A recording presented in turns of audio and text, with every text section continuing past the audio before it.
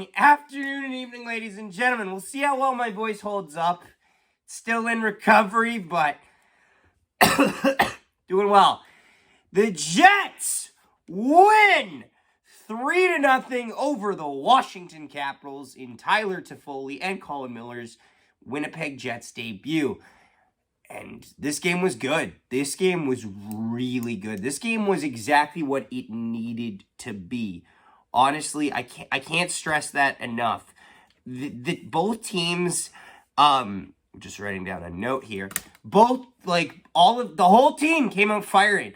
Ehlers was on the first line, which was a little surprising to me. I wasn't sure if I thought Velarde might draw into the lineup. He's not. It's a little concerning. However, don't rush it. If this is what the team looks like when Velarde's not here, don't rush it. We're okay.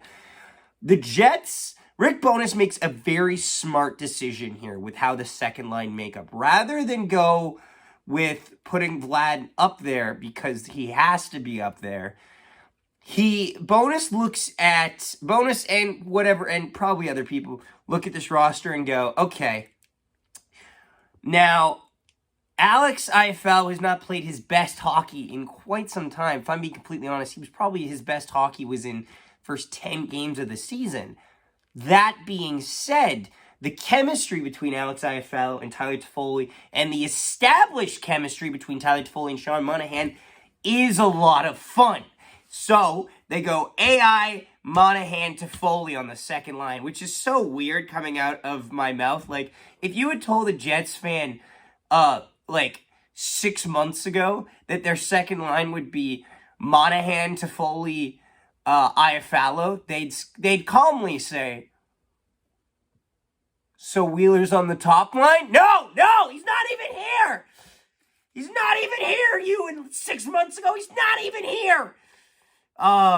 They wouldn't fathom it. They couldn't comprehend it. But anyway, first period. Now, it's worth noting, actually, I made a note of this. The Capitals don't like, I don't know if it's a matchup thing. Charlie Lindgren always plays against the Winnipeg Jets. I want you guys, if somebody finds that stat, it feels like Lindgren is always in net. It's never Darcy Kemper against us. I don't know if that's a matchup thing. The only real difference it takes, I think Darcy Kemper is a slightly better goalie. However, I do think Lindgren is approaching his peak and Kemper's on his way down, his decline from it. So I think they're at different points in their career. The only real difference it makes on infield, in-game play is Charlie Lindgren is a full right. He's like me. He catches with his right hand, which can sometimes confuse shooters a bit. Anyway, let's get into this first period. Jets come out hammering early. They would get rewarded with a goal. Neal Pionk would get the puck from the point and walk in and fire it through Lindgren to score to make a 1-0 reaction here. Looking. Yeah!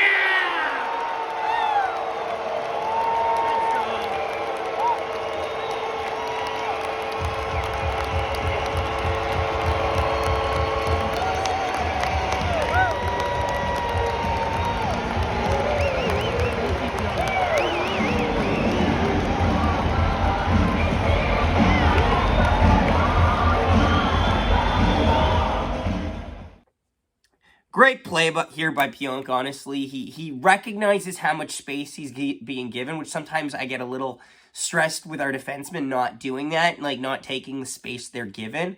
It was a lot better in this game for those opportunities and walking it and taking it. Appleton and Lowry with the assists on that goal. They also then do a welcome to Winnipeg, Tyler Toffoli and Colin Miller reaction here.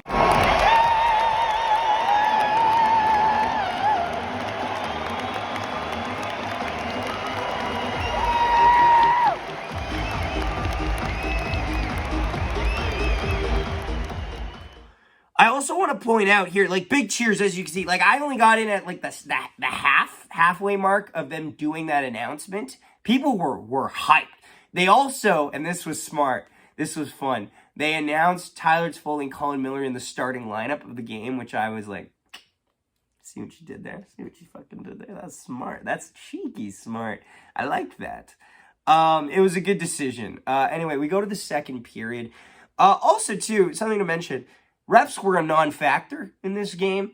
They called 2 penalties, well, technically 4, but 2 power plays. And it was a really nice, clean hockey game that just, you don't get many of those where there's just nothing. Especially in today where we've got Matt Rempe getting suspended yet again. He's gonna be for a hit to the head on Siegenthaler. Like, that happened in the same day as this game. And this game was just a normal walk in the park. In the second period, it really became evident how much that Toffoli, Monahan, AI pair, group trio was paying off.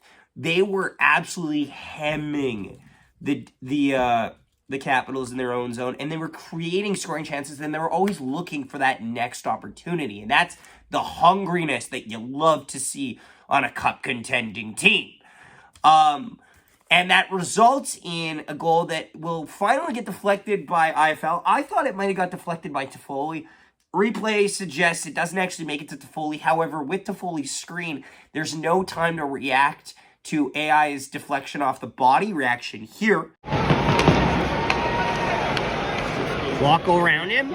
There it is. Yeah!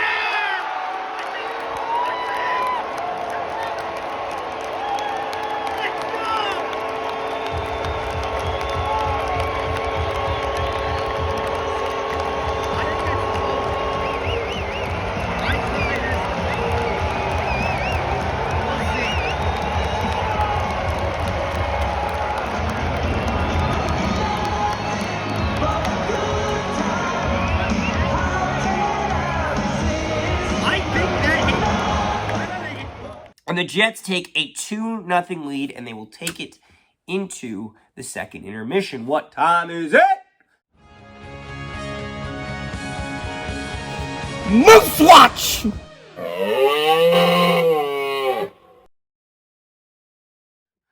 Moose Watch. So, all good things must come to an end. The Manitoba Moose 5-game win streak was snapped yesterday as they lose 6-3 to the Iowa Wild. It was fine. You know what it was? This game just kind of got away from them. They score first to open the scoring. I actually watched this game on AHL TV. They opened the scoring. However, on 2 separate occasions, the Manitoba Moose gave up 2 goals in the span of under a minute. And both those times sunk the boat because they could have got out of that first period a 1-0 lead. Nope. It's 2-1 now. Shit. It's 1-1. Now it's 2-1. They tie the game at 2-2. Wrong. It's 3-2. No, it's 4-2. And then, not much after that, Dmitry Kuzmin does net his first AHL goal of his career, which is nice to see. The young Belarusian get on the scoreboard. I believe he's from Belarus. If he's not, I'm so sorry. I think I could swear it's from Belarus, though. I know he's not Russian, actually. So, yeah, good development for him, though, honestly. The defense, he's a long way away, I think, from even trying to sniff the Winnipeg Jets roster right now as a prospect, but I think it's a good first step for him. Here are the clips of the Moose goals from that game reaction. Ronchek over for O'Rourke. He's moved down in the corner, played to the top of the zone, held in again. Heinola, nice move at the line, right up Main Street, he scores! Billy Heinola gets the shot away, may have been deflected in. Bumped by Teasdale, but able to get the puck ahead for Malott now. Malott veering to the left side, now cuts it back over for Lambert. Backdoor, he scores! Brad Lambert finishes it off. Yalby will start it the other way, in for Lambert. He tries to slide it back in the middle. Kuzmin scores! Dmitry Kuzmin gets his first American Hockey League goal. And yeah, that's all for Moose Watch. Oh, I can't do it right now with this voice. Go to the third period.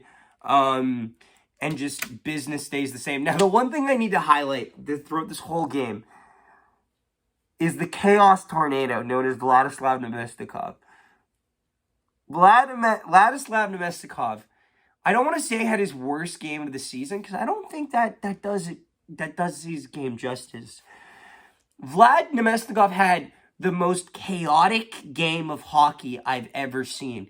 Me and my dad both can point out moments where he picks up the puck, he holds on to the puck for like 30 seconds while skating around and just loses it. Like, it just results in either a bad turnover or just chaos happening.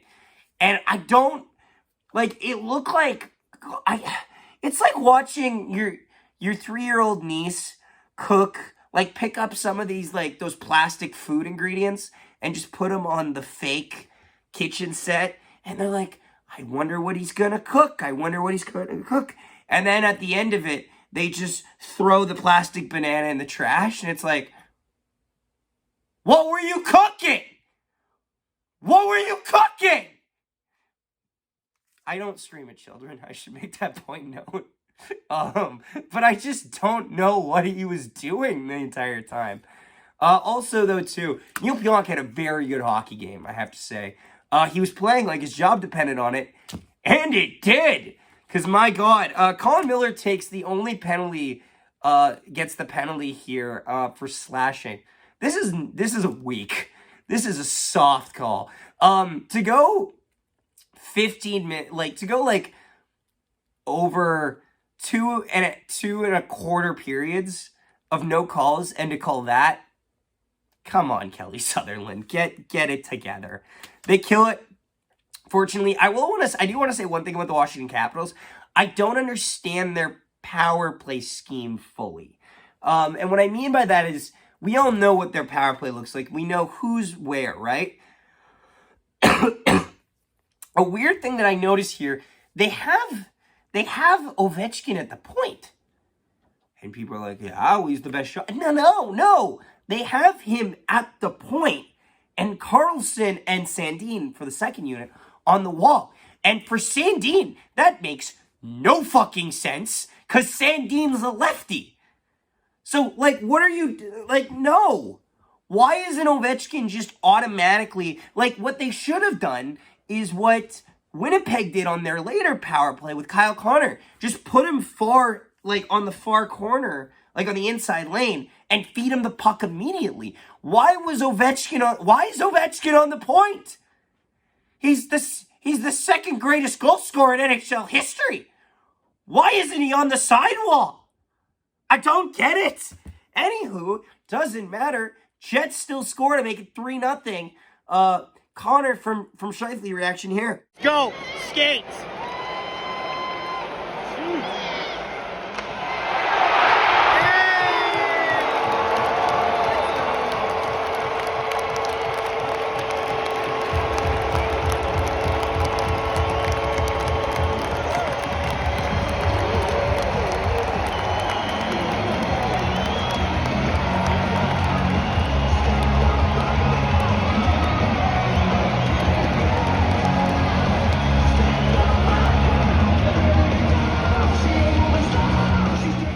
Ehlers would also get a secondary assist on that. DeMello and Morris to get the assists on the Iafallo goal, by the way, too. And yeah, Jets hang on to win 3-0. Connor Hellebuyck gets a much-deserved shutout to snap his 3 goals or more streak, which is good. I'm happy that they got that nonsense out of the way. He needed a bounce back game like that. He needed a pick-me-up type of game like that. And now the Jets wait to play Nashville, which will not be a walk in the park. Nashville's been a bit streaky recently, but I would love to slam the door on Nashville here. Let's go to the women's side of hockey quick. Women! Women! Women! Women! Women! Women!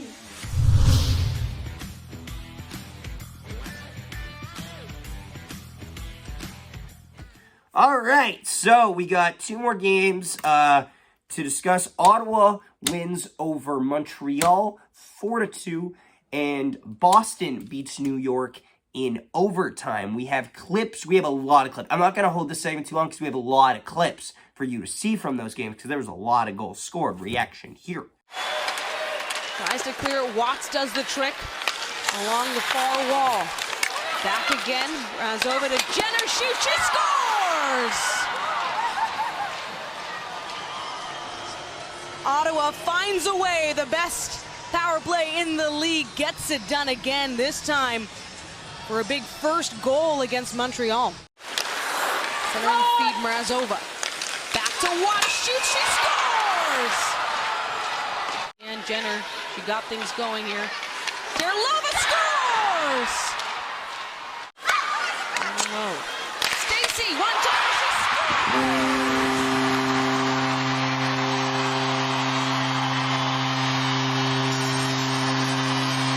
It's 6-on-5 here for Montreal. Taven through traffic and Help. D'Arcangelo all over her. Jaguar does come all the way in, got in front, waiting, and scores! What a play! More even game in terms of shots after Boston was really dominant to begin the period. That gets through! They score! So good from there, but Bourbonnais just makes a great defensive play to take Mueller out. Then a centering pass, they score! What a job by Boston to stay with that all the way. And it's Sophie Shirley who ties the game at 2.